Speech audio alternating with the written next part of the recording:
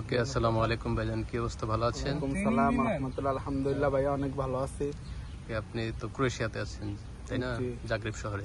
জি, কবে আসছিলেন, কতদিন হয়েছে? আমি আসছি ভাইয়া, একটা টিআরসি শেষ হয়েছে আমার, প্রায় 1 বছর হয়ে গেছে। টিআরসিটা হচ্ছে এদেশের রেসিডেন্ট কার্ড। কার্ড, ওকে, টেম্পোরারি রেসিডেন্ট যেটাকে বলে আর কি। আচ্ছা, টিআরসি নেওয়ার জন্য অনেকেই তো এই দেশে আসে, পরবর্তীকালে করার জন্য কি কি ডকুমেন্টস রেডি করতে হয়? প্রথমে আপনার এই জায়গা আরিনা সেন্টারের পাশে লোকেশন আসতে হবে। আসার পরে একটা টোকেন নিতে হবে, আর আপনি তো দেখাই দিবেন টোকেন নিতে হবে।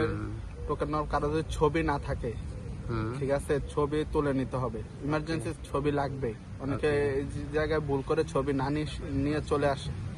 ছবি লাগবে। তারপরে আপনার পাসপোর্ট রেডি রাখতে হবে, পাসপোর্ট যার যার দেশের পাসপোর্ট।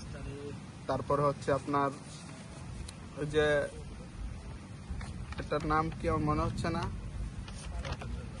কন্ট্রাক্ট পেপার, পারমিট যেটাকে বলে আর কি। যে এরকম একটা পারমিট নিয়ে আসতে হবে, সবাইকে দিবে যার যার কোম্পানি থেকে, যে এরকম একটা পারমিট নিয়ে আসতে হবে। আর এগ্রিমেন্ট পেপার তো লাগে, কন্ট্রাক্ট পেপার না?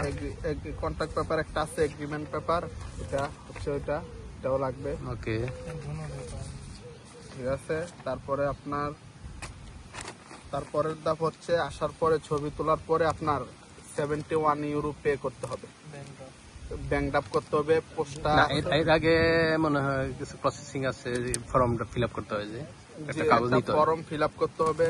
কাগজটা নাই, আমরা ফর্ম অলরেডি ফিল আপ করে ফেলছি। যে এরকম ধরনের একটা রেড কালার কাগজ দিবে, এটা ফিল আপ করতে হবে।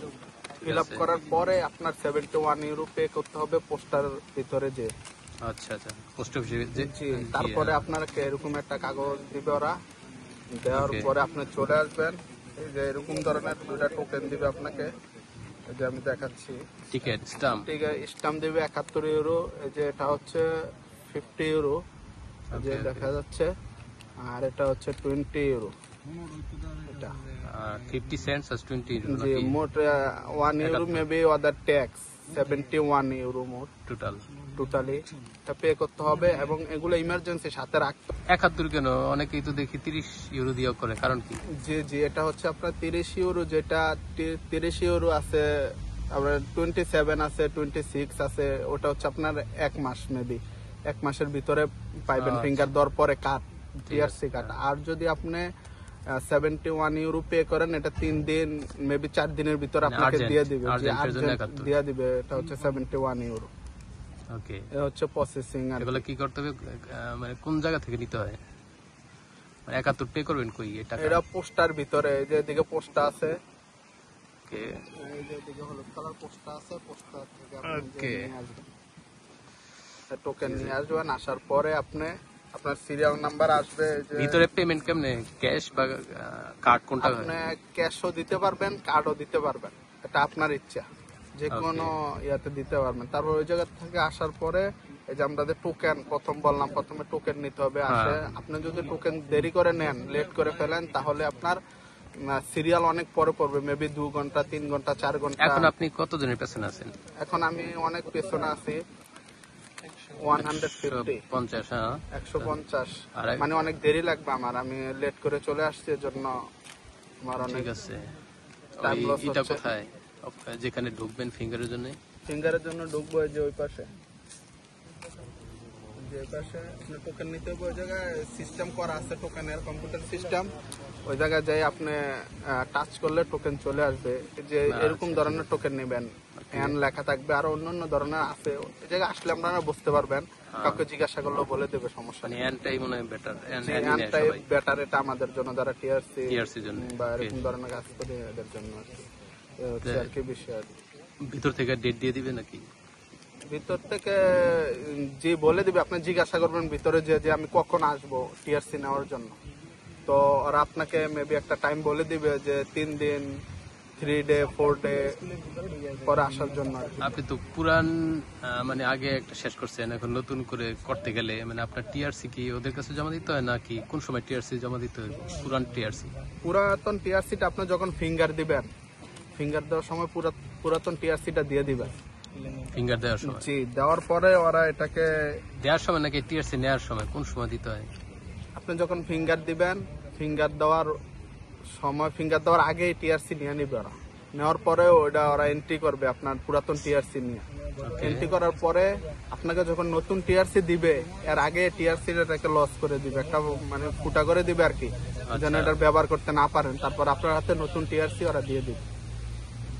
এই হচ্ছে বিস্তারিত তথ্য, মানে জি, টিআরসি পাওয়ার জন্য বিস্তারিত। নতুন টিআরসি বিষয়, মানে একেবারে যারা নতুন আসে তাদের জি, জন্য জি, এরা শুধুমাত্র টিআরসি ছাড়া। প্যারা নেওয়ার কিছু নাই ভাই, এটা একবারে অনেক ইজি, কোনো Okay. প্যারা নাই। তারপর নতুন রুল রেগুলেশন এই দেশে কি আসছে? মানে আমরা তো জানি যে প্রথমে যারা টিআরসি নিতে আসে তারা মিনিমাম 3-4 দিনের ভিতরেই সবকিছু হয়ে যায়, ফিঙ্গার টিঙ্গার কোনো কিছু লাগে না। কিন্তু এখন শুনতেছি 3 মাস সময় লাগে, বা নতুন পারমিট করতে গেলে অনেক সময় জি, লাগে। জি, কারণ আগে আমরা যখন প্রথম আসছিলাম, মেবি 1 বছর আগে, ওই সময় আপনার অ্যাপার্টমেন্ট যে সিস্টেমটা বর্তমানে হয়েছে এটা ছিল না। বর্তমানে ইউরোপে আপনারা দেখতেছেন বিভিন্ন নিউজের মাধ্যমে অনেক কিছু চেঞ্জ হচ্ছে, নিয়ম কানুন অনেক কিছু ওরা 2025-এ অনেক কিছু ওরা চেঞ্জ করে ফেলতেছে।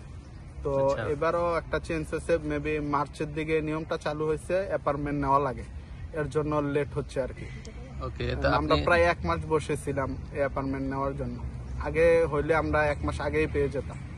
মানে অনেক রুল রেগুলেশন চেঞ্জের কারণে সময় লাগে এখন। জি, জি, এর জন্য আমাদের অনেক সময় লাগছে। আপনি কি কাজে আসছেন, কি বিষয়?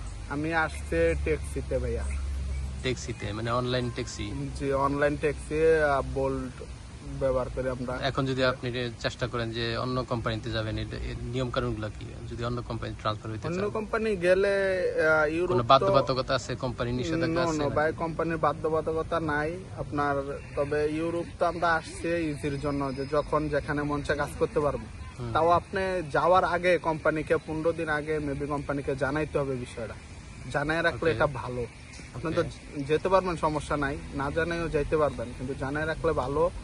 তো আপনি যদি আপনার যে কাজ, যেমন আপনি ট্যাক্সিতে আসছেন, যদি দ্বিতীয় কোনো ট্যাক্সিতে যান, মানে সেম কোম্পানি হয়, তাহলে কাজটা দ্রুত হবে। মেবি পেশা অনুযায়ী পেশা 9 ট্রান্সফার ডেজ 10 ডেজের ভিতরে এটা কমপ্লিট হয়ে যাবে কনভার্ট।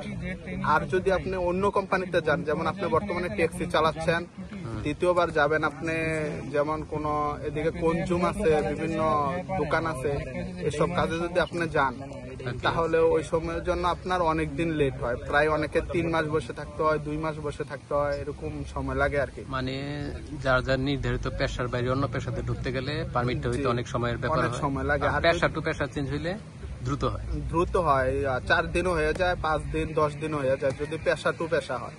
আর যদি আপনার অন্য পেশা হয় তাহলে তো অনেক লেট হয়, 2 মাস 3 মাস, মেবি অনেক লোক আছে বর্তমানে 4 মাসও বসে আছে, আপনার পারমিট বের হচ্ছে না। আচ্ছা, এটা শুধু ঠিক আছে। পেশার উপর ডিপেন্ড করে, অন্যান্য কাজের পেশার উপর ডিপেন্ড করে আর কি। এই হচ্ছে। ওকে, বিস্তারিত ভালো তথ্য পেলে আপনার কাছ থেকে। আশা করি দর্শকরা আপনার কাছ থেকে তথ্য পেয়ে উপকৃত হয়েছে, এবং সেই অনুযায়ী তারা যদি এই দেশে আসতে চায় সেভাবেই তারা অগ্রসর হবে, এবং টিআরসি যাবতীয় কাজ তারা এই তথ্যের উপর নির্ভর করে করতে পারবে ইনশাআল্লাহ। কি অবস্থা ভাই, এত খুশিকে কি? আলহামদুলিল্লাহ ভাই, দিন অপেক্ষার পর, দীর্ঘ 1 মাস অপেক্ষার পর আজ ফিঙ্গার দিয়ে আসলাম। ফিঙ্গার কমপ্লিট না? ইয়েস, ফিঙ্গার কমপ্লিট, এবং বলে একটা টোকেন দিয়েছে। এখন এটা দিয়ে আমরা সবকিছু করতে পারবো, বাট জব করতে পারবো না। ক্রোয়েশিয়া সব জায়গায় ঘুরতে পারবো। যখন টিআরসি কার্ড হয়ে যাবে, যখন নিতে আসবো, তখন ইনশাল্লাহ সব করতে পারবো। এখন একটু খুশি লাগতেছে, এনার্জি আইসা পড়ছে শরীরের ভিতরে। ইনশাল্লাহ সবাই দোয়া করবেন। খোদা হাফেজ। কতদিন লাগবে? 1 সপ্তাহ বলছে, আই থিঙ্ক এর আগে আসতে পারে, বা একদিন লেট হবে না, এর আগে আইসা পড়তে পারে ইনশাল্লাহ। ওকে, তাহলে খোদা হাফেজ। সবার জীবন ভালো থাকেন ইনশাল্লাহ, বাই বাই।